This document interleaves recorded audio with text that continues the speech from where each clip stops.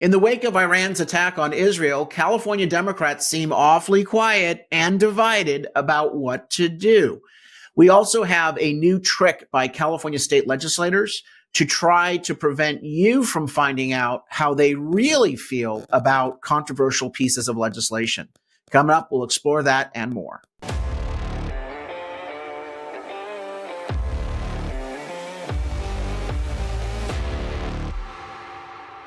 I'm Carl DeMaio, chairman of Reform California, and we just saw a massive attack by Iran against Israel.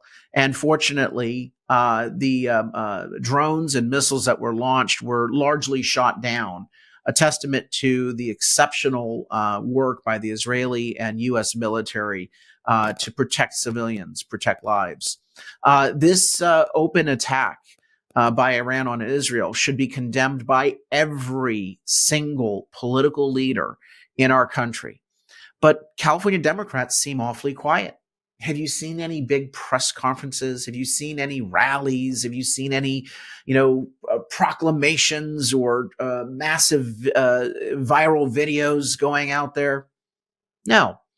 Largely, we hear crickets, a very muted response as Israel, our closest ally in the Middle East, has been attacked.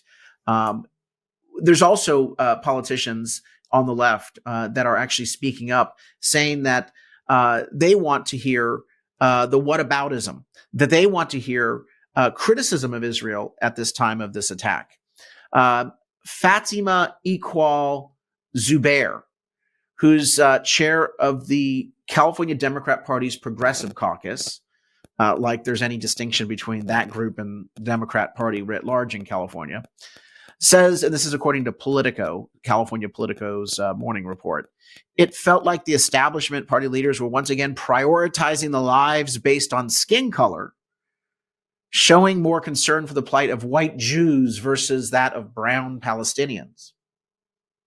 Well, let me just unwrap this whole bit of garbage and misinformation. The reality is this. Israel was attacked by a terrorist organization, Hamas, on October 7th.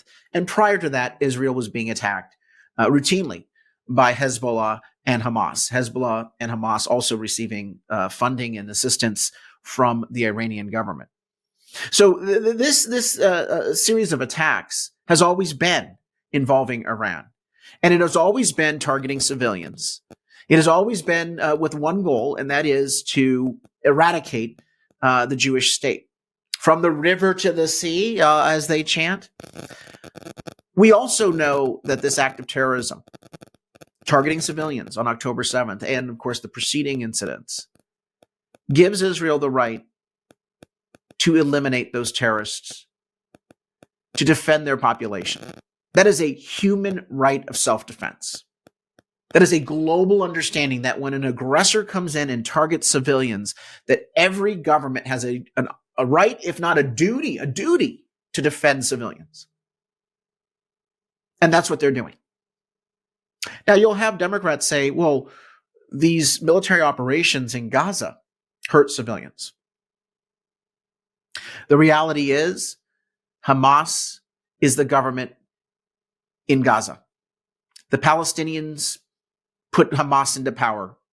Hamas has stayed in power as a dictatorship. If the Palestinians want to change their government, they have the ability to do so. That's sort of like the Germans during World War II.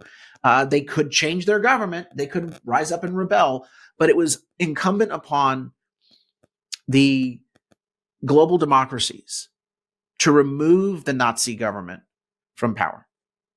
And I believe that Israel is not only acting in a manner to defend its own citizens, but also in a manner that is going to benefit Palestinians. If Hamas is removed from government in Gaza, Palestinians will have an opportunity to choose a government that will care for them and take their interest into account, not brutally suppress them. And I do believe that everyone has human rights. Everyone has a right to live without fear. Where are all the chanting and the protesting for Palestinians who are being brutalized by their own government. I have yet to see a single protest by people in the far left, and here in California in particular, who say that they represent the Palestinian people, but they have no criticism whatsoever for Hamas. All the criticism is against Israel. If you truly care about the Palestinian people, you should be supporting Israel. You should be calling for the removal of Hamas. You should be talking about the liberation of the Palestinians, not from Israel, because Israel wants nothing to do with Gaza. They want separation. Go your separate ways. You should be protesting the brutality of Hamas and calling for the liberation of the Palestinian people from the Hamas terrorist organization. But that's not what's happening here.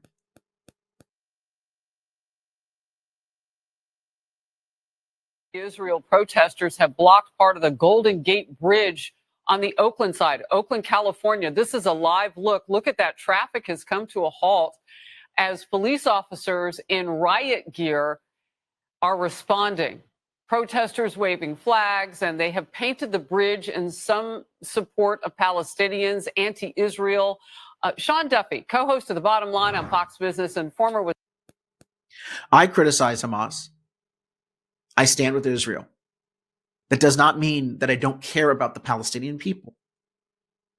Fatima Iqbal Zubair is a liar. I don't consider Fatima to be dumb. I think Fatima knows exactly what's going on. I do believe that Fatima is probably an anti-Semite because she is misrepresenting what's actually going on over there. And the whataboutism is not acceptable. Well, we can criticize Iran, wink, nod, but let's go back to bashing on Israel, the victim here. I saw the footage of people in Iran breaking out in celebration. I saw footage of protesters here in the United States breaking out in celebration of the attack by Iran on Israel. It is repugnant.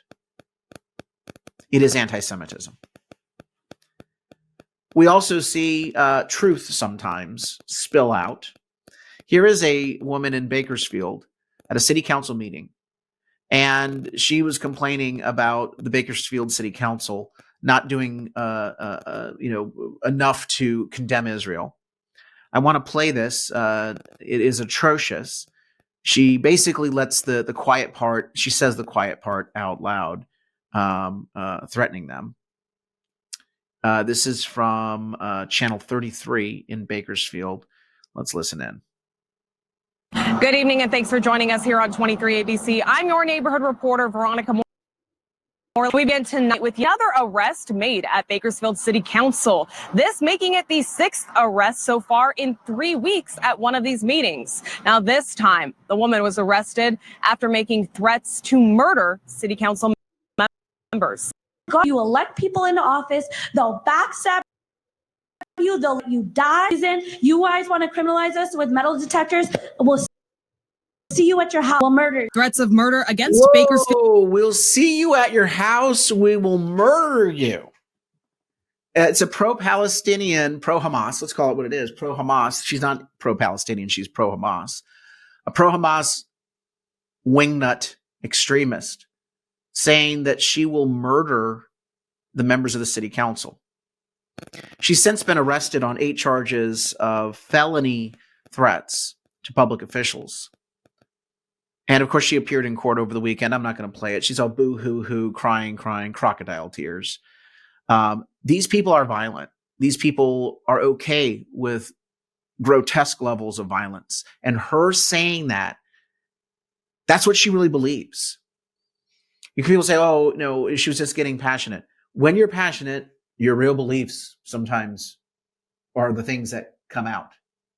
You're not being as restrained. Your real gut reaction is what you say. That is the extremism that we're up against. And it was appalling to watch this weekend the silence by a lot of Democrat leaders or the very nuanced statements they made about Israel. It's atrocious. Real quick, we do have a lack of transparency problem in the state legislature. Here's this headline from Cal Matters. Power is never having to say no. How California Democrats kill bills without voting against them. And this is a scam, a trick that a lot of these Democrats do, where because they have a supermajority and they run all the committees, they don't even follow basic parliamentary procedure. They're able to basically, instead of voting against a bill, kill it by sending it to the suspense file or saying, we're going to trail this for another time. So Cal Matters talks about the case of Mike Fong and Pilar Schiavo voting no, or never having to vote no. 6,000 votes he's cast since he's been in the assembly in 2022. He's never once voted no on any bill. Pilar Schiavo has been in the assembly and she has voted no 0 times after 2,000 opportunities. Out of the million votes cast by legislators since 2017, Democrats vote no on average less than 1% of the time. Now, why are they able to not vote no? And basically, the scam has been to kill things in committee, not allow a vote on a bill, say that you're going to study it. And a lot of legislators just get up and walk out. They don't even vote on a bill. Here is Cal Matters Digital Democracy Project saying that they will often decline to cast a vote at all on the legislation. And they just walk out of the room. They choose not to. It's called abstaining. And what they'll claim is, when someone says, well, why didn't you vote no on that bill? Oh, I was in the bathroom. I was in a meeting. I was gone. That's so that they can shield themselves from criticism for not voting against a bad bill. And so we've got a lot of politicians that are not courageous enough to actually oppose bad bills. We have a lot of politicians in the system that go along to get along. They don't want to rock the boat. And the reality is these politicians are doing this to try to avoid accountability. They don't want voters to be upset with them because they voted yes, because they want to vote yes for their colleague. They want to vote yes on a bad idea, but they know that, well, my voters back home won't be happy. So instead of voting no on the bill, I'm going to walk out of the room. And that's why when a politician says, I didn't support that bill, I always ask them, why did you not oppose the bill? Why did you not vote no? Why did you not go and speak up against the bill? And at Reform California, when we look at politicians for endorsements, when we look at priority races that we might oppose a politician on, we do not give them a pass. There's no hall pass. There was one bill, SB 145, which allowed an individual to molest a child as young as 14 and avoid registry as an offender and to be monitored. SB 145, it passed in 2020, in the summer of 2020. It's now law, by the way. A lot of Democrats decided not to vote at all on the bill because they knew it was so controversial. That is not acceptable. If you cannot show up to fight for our children against predators, then you should literally be removed from office. We cannot allow this game to continue. We should be scoring any no-show votes, unless there's a doctor's note, excused absence, as support for the legislation. And I want to start publishing the voting absences of these legislators. We hire them, we give them a taxpayer-funded salary to do their damn job, to show up and vote on legislation. If they're not doing that, there's a problem. At Reform California, we need your help to lead the fight to restore sanity in our state. Go online and chip in a contribution at reformcalifornia.org, reformcalifornia.org. Until next time, Carl DeMaio, Chairman of Reform California. Help us break through the censorship of the liberal media. Like this video, subscribe to this channel, and smash that notification button so you can stay up to date on all the developments in California news and politics. Also, please visit the website, reformcalifornia.org, for ongoing news coverage and to join one of our campaigns in the fight to take back our state. If you can, please sign up as a volunteer or chip in a contribution. This episode of Reform California with Carl DeMaio, paid for by Carl DeMaio for State Assembly 2024.